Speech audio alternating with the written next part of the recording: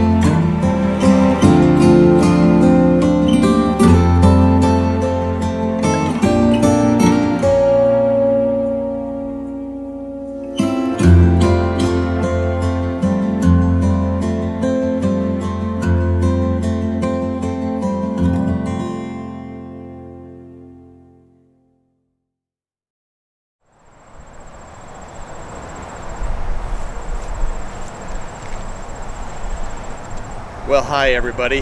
Welcome back to another episode of Bayview, Town of Lake Captains, where we talk about the 71 different lake captains that once lived in Bayview from 1878 to 1968 in the age of sail and steam. This episode, like all the others, are sponsored by the historic Bayview Lake Captains Society. Now, today's episode is a sailing adventure, and I talked about it briefly in a previous episode on the captains involved, all of whom have their own episode. I'll put the links at the bottom of the description if you want to go look at those again. But I decided to pull this one out because it's really special. It involves Bayview's first Christmas tree ship, the three-masted schooner Vermont, which was owned and captained by Hans Hansen, a Bayview lake captain who lived in the house that used to be right behind me at the time of this adventure. And it's an adventure. Now, his mate at the time was another Bayview lake captain, Charles Moorbeck, a Swedish immigrant who lived just about a block up the street. And I also believe, although it's not officially documented, but if you do the math, yeah, he was aboard. Charles's brother, Rudolph Moorbeck, who at the time lived over on Bay Street. All Bayview residents, two captains. Rudolph Moorbeck had been a captain. Watch his episode to see why he's over on Bay Street. He actually lived here for a little while in the same address as Captain Hansen. So, a lot of interconnectivity and commonality going on there with these guys. Now, what happened here is that the three of them sailed up in the Vermont to Big Bay De Noc, which is way up north, at the very end of Green Bay. The Bay De Noc is, if you go straight out from Green Bay, it runs right into it. And that's where they got the Christmas trees from, to bring them back down to Milwaukee and Bayview. Charles Morbeck had been in the same area before as captain of another schooner, and his crew went in to cut the trees down themselves and then load them aboard. Amazing. It's got to be several tons of Christmas trees that they had to chop down by hand and load them, carry them. These guys were amazing back then. But on this particular voyage on the Vermont, different ship, a little bit later, this is November of 1900. They're coming out of Big Bay De Noc with the trees aboard, and they hit a storm. In my opinion, the details on exactly what happened are not available, but based upon what I was able to find and deduce, they ran for the shore, almost made it, didn't quite make it, and everybody did survive, but the ship sank. The Morbeck brothers made it back here, and they bought it. They bought the sunken ship from Hans Hansen, and they went up and raised it and sailed it for another year, until the following year of 1901. Amazing. Raising a three-masted schooner to sail again, folks. That is something special. And the Morbeck brothers were from Sweden, immigrants, and Hans Hansen was a Norwegian immigrant. So it's a fascinating story. Those are the basic facts. Details coming up from Simon Stanhope, our narrator. I hope you'll enjoy it. Fits the Christmas season, although, yes, it's summer when I'm filming. So anyway, Bayview's first Christmas tree ship. A great adventure by Bayview Lake captains sailing it. Enjoy the Christmas season. Happy holidays, and hats off to our Bayview Lake captains. See you next time. Bye-bye.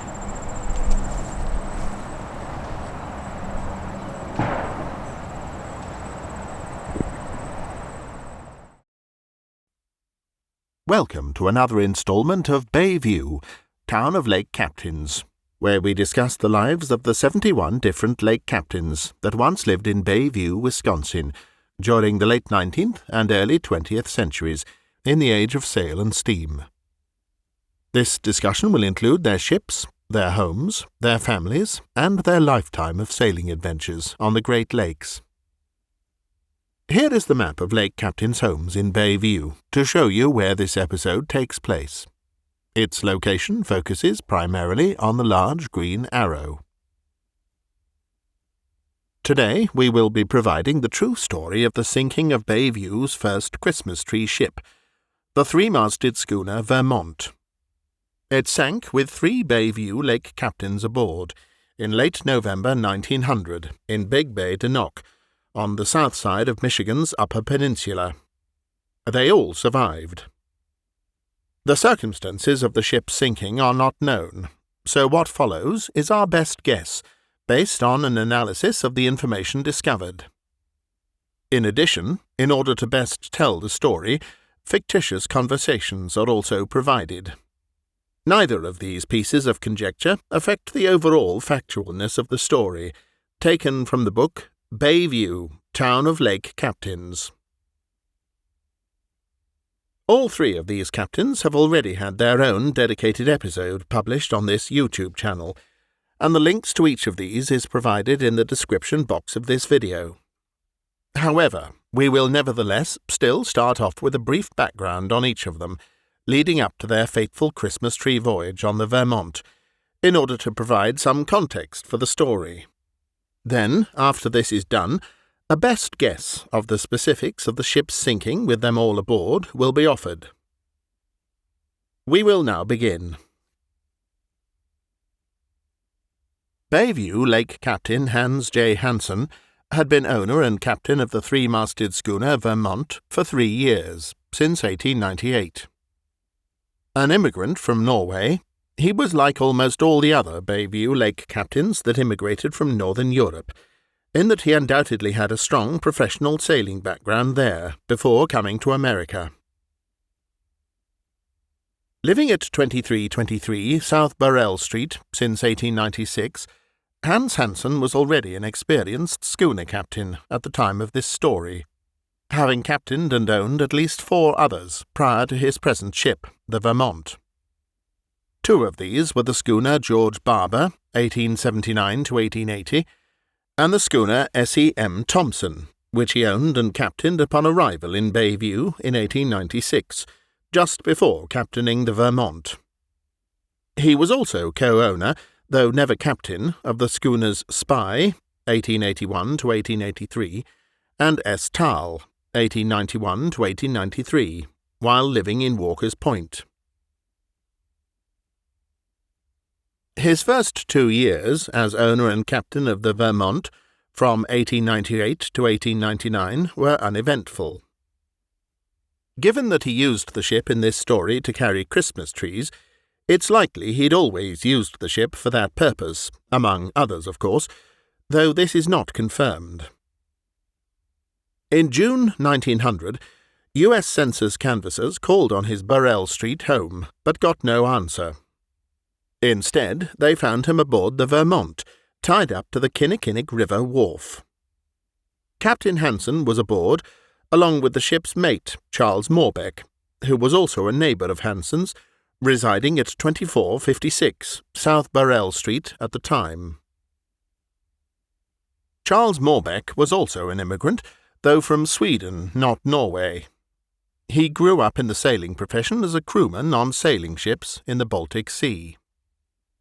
Immigrating to Milwaukee, he owned and captained 3 different schooners while living in Walker's Point: the Vernie M. Blake, 1889, the Southside, 1893 to 1894, which was a Christmas tree ship, and the Minnehaha, 1890 to 1897. It's important to know that of these 3, 2 of them, the Vernie M. Blake and the Minnehaha, were co-owned and co-captained with Charles's brother, Rudolph Morbeck. They had grown up sailing the Baltic professionally together, and they maintained this relationship through the rest of their lives after they moved to Milwaukee and then Bayview.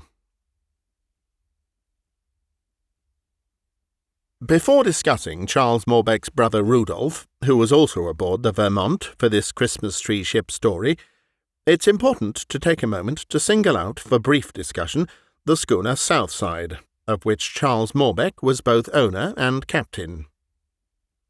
Like the schooner Vermont of this story, the Southside was also a Christmas tree ship. The term Christmas tree ship wasn't an official designation, but merely denoted a ship that sometime during its career was used to carry Christmas trees during late November and early December from the northern woods of Michigan and Wisconsin to Great Lakes ports for the people there. Trucks and road networks didn't exist then to any great degree like they do today, so the only way to get these trees to market was by ship. Charles Morbeck's schooner Southside was being used for this purpose in late 1893. Amazingly, its crew is documented on this voyage as having to go out and cut down these Christmas trees themselves on Washington Island, just north of Door County. They then had to carry them from the woods back to the schooner, where they then loaded them aboard. The Southside was also carrying cedar posts, so the trees would have been loaded into either the main cargo hold or stored on deck. While the ship was only 139 tons total, and its cargo tonnage is unknown, even if the trees loaded aboard amounted to only 5 tons, just imagine the amount of work the crew, which was at most 2 or 3 men, had to do to get the trees aboard. Imagine having to go out from the ship, cut down 5 tons of Christmas trees, carry them all back, and then load them aboard. Back-breaking work. But that's the way it was back then. This is the only report discovered that shows a ship's crew cutting down the Christmas trees themselves, and it is likely, if not probable, that many of the other Christmas tree ships of that time did it the same way, possibly even including the story you're about to hear about the schooner Vermont.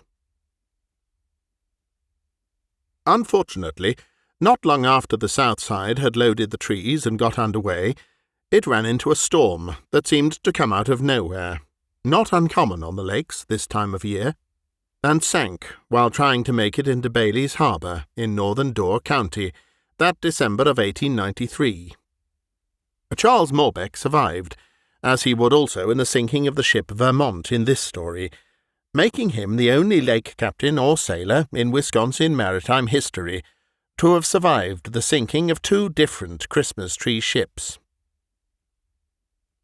Now back to our main story. As previously mentioned, Charles Morbeck's brother Rudolph was together with Charles on most of their ships in these early days that they both co-owned and co-captained. After they lost their schooner Minnehaha to foreclosure in 1897, Rudolph left the maritime profession for a couple years and moved to the same Bayview address as Captain Hans Hansen, 2323 South Burrell Street. Rudolph took a job at the rolling mill for a short time, but then, in June 1900, he is recorded rejoining the sailing profession, though apparently as a crewman, moving to 809 East Bay Street. Given the close relationship he had with his brother Charles, who at the time was mate on the schooner Vermont under its owner and captain Hans Hansen, it's all but certain Rudolph took a job as a crewman on the Vermont, working under his brother Charles. Rudolph would later become a Bayview Lake captain. And so these three men, two Bayview Lake captains and one future Bayview Lake captain, set sail in December 1900 aboard the three-masted schooner Vermont for the lower part of Michigan's Upper Peninsula to pick up a cargo of cedar posts and Christmas trees and return with them to Milwaukee and Bayview, in time for people to buy and place in their homes for the Christmas season. The Vermont's exact destination to get the trees is unknown, but it was somewhere on Big Bay De Noc, which is roughly 100 miles northeast of the city of Green Bay, and also within Green Bay itself, just north of the tip of Door County. The voyage up from Bayview appears to have gone smoothly. The geography of Big Bay De Noc shows it to be completely enclosed, with only one way in and out. Therefore, it's likely the Vermont's ultimate destination was a port inside the bay. Once the ship docked, it's unknown if its crew went out to cut down the trees themselves, as Charles Morbeck's crew aboard his schooner Southside had done 7 years earlier, or if the trees were already cut by others before the ship's arrival and readied at the pier for loading. Regardless, the trees were loaded aboard, along with its other cargo of cedar posts, and the Vermont then got under way to bring its cargo back to Milwaukee and Bayview.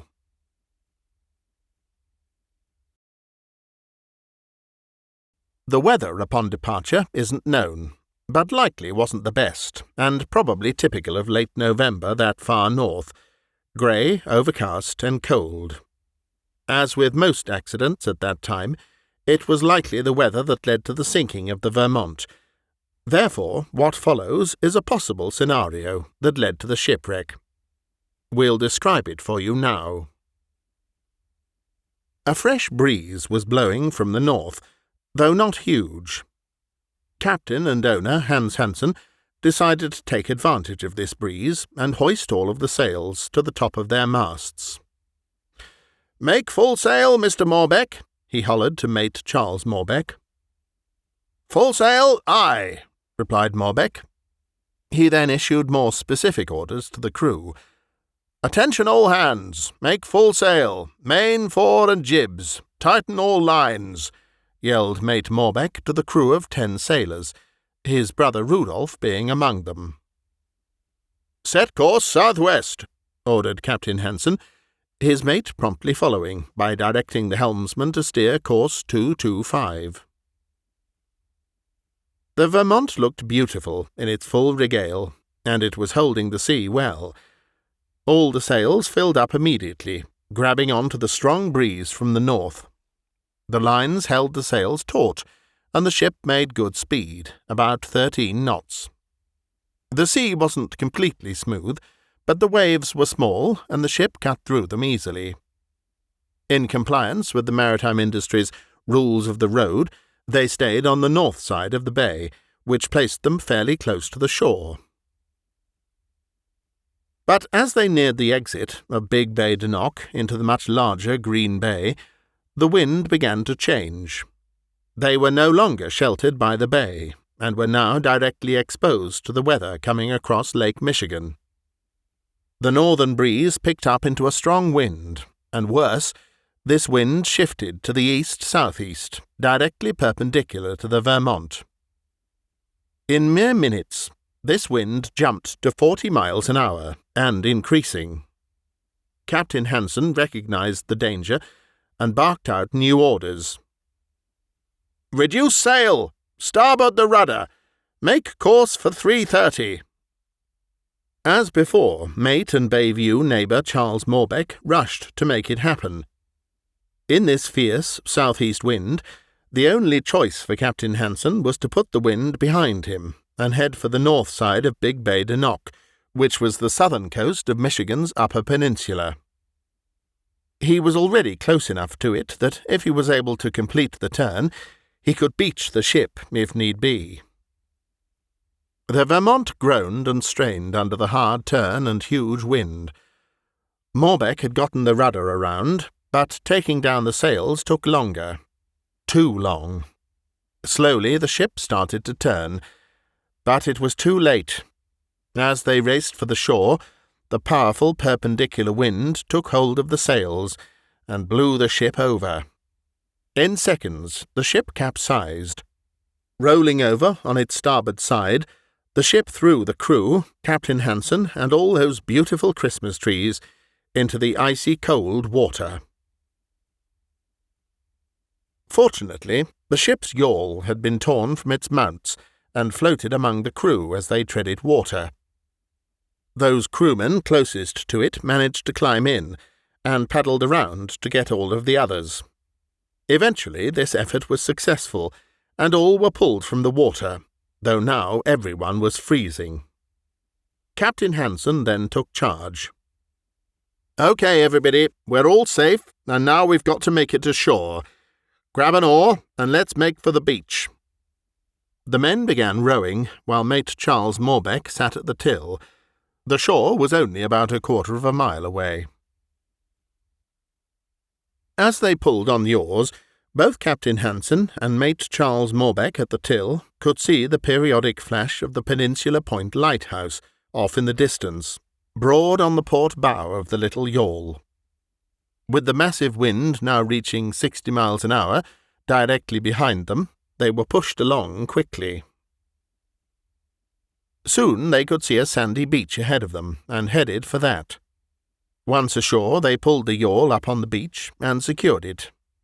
A quick look behind them, just off the beach, showed almost the entirety of the Vermont's 3 masts visible above the sea, as its hull now rested just below the surface on the shallow bottom close to shore. Just a few more minutes, and the ship would have made it safely to the beach they were on now. It's unknown how they then reached civilization for help, since this part of Michigan is extremely remote, even today. But they likely headed for the lighthouse, through the wind and rain, a multi-mile trek.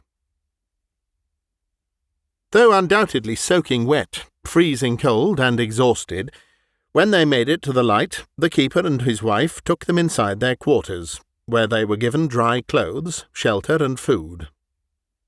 The keeper then contacted the U.S. Life-Saving Service via his Morse telegraph set, and after the storm abated, the crew was rescued. Given the extreme remoteness of Big Bay De Noc, it took a couple weeks for the crew to make their way back to Bayview. All indications are they did so safely. That Christmas of 1900 was indeed a very merry and happy one for themselves, and especially their families, even though their homes had to make it through the season without having a Christmas tree in their front parlour. In the months after they recovered from the sinking, the Morbeck brothers bought the sunken schooner Vermont from Hans Hansen, who then moved to Michigan, likely Grand Haven, shortly thereafter, his activities after that unknown. The next spring of 1901, Charles and Rudolf Morbeck went back to Big Bay De Noc and raised the ship from the shallow waters. This was not at all unusual for the time. Sometimes people went back several years later to raise shipwrecks, the ship's wood perfectly preserved in the cold, fresh water. These would then be repaired to sail again. This is what the Morbeck brothers did with the Vermont. People didn't let anything go to waste back then. Still, it's incredible to think of how the raising of the ship could even have been accomplished in those days. To raise a three-masted schooner from what was probably 30 feet down today would require a huge amount of resources, especially financial, and to get the equipment needed up to that remote location would be a massive logistics task. To accomplish this back in 1900 would have been even more daunting. The ship may also have been so close to shore that lines could have simply pulled it the rest of the way with minimal flotation gear, a much easier task. Regardless of how the raising was accomplished, the Morbecks pulled it off and got the Vermont ashore and repaired. A truly amazing accomplishment. Charles and Rudolf then sailed the Vermont together, undoubtedly taking turns as captain for the entire 1901 sailing season. They may have used the Vermont to again bring Christmas trees down to Milwaukee and Bayview that December, but this is unknown. After the 1901 sailing season concluded, the Morbecks sold the Vermont. Charles Morbeck then left Bayview after the 1901 sailing season, and like Hans Hansen, moved across the lake to Michigan, in Charles's case to Muskegon, where he took a job as mate on a schooner there, the Tenny and Laura. He continued in this position until August 1903, when the Tenny and Laura sank in a storm off Port Washington, Wisconsin. Charles went down with it and drowned. He was 41 years old, and his body was never found. Rudolf Morbeck elected to stay in Bayview after the Vermont was sold, becoming a full-time professional racing and pleasure yacht captain for both of the wealthy Uihlein and Nordberg families of Schlitz Brewing Company and Nordberg Manufacturing Company, respectively, for over 35 years, until he retired at age 72. His Bayview residences during this time were 809 East Bay Street, 1302 East Idaho Street, and 3143 South California Street. His next-door neighbor was fellow Bayview Lake Captain Roland Martin, who will be the subject of a future episode on this channel. And so this concludes the true story of how three Bayview Lake captains who lived on South Burrell Street and East Bay Street together survived the sinking of the three-masted schooner Vermont, Bayview's first Christmas tree ship. Thanks for watching. This photograph isn't about Bayview or its lake captains, but it's from the same era of Great Lakes maritime history. We thought we'd close with it for enjoyment, as it captures the spirit of the era. If you'd like to read more details about Bayview's first Christmas tree ship, the three-masted schooner Vermont, or Bayview Lake Captains Hans J. Hansen, Charles E. Morbeck, and Rudolf B. Morbeck, as well as the sources for the information contained in today's video, you can find these and more in the book Bayview, Town of Lake Captains, for sale now, by individual volumes in both e-book and paperback, on both Amazon.com and HenschelHouseBooks.com. All proceeds from book sales go to support various maritime history projects related to Bayview's lake captains. One of these is a plaque and marker with the captains' names and addresses on it, as part of the creation of the Bayview Lake Captains Historic District, which will be the first of its kind in America. If you would like to contribute to support these projects, to include this and other markers honouring Bayview's lake captains, with 100% of all donations and contributions in all forms going to support them, please consider contributing to us through the listings found on our website under the Contribute button, as well as in the end credits at the conclusion of this video. Note, we are not a 501c3, so contributions are not tax-deductible. If, for some reason, we are unable to secure these markers, then all funds donated to this site will be given as a cash donation to the museum ship SS City of Milwaukee in Manistee, Michigan. This is the only surviving intact ship that was once captained by a Bayview Lake captain, and in its case was captained by at least 2, and likely 3, totaling over 20 years between them. Finally, we also have free self-guided walking tours of Bayview's 71 lake captains' homes, using only your phone. It's simple and easy. Just go to our website shown here, find the item on the menu bar at the upper left named Free Self-Guided Walking Tours, and then scroll down to find the map with the instructions. Zoom in by street. When you find a captain's house you're interested in, click on it and details appear on the right, along with a link to the YouTube episode from this channel that provides the biography of the captain that lived there.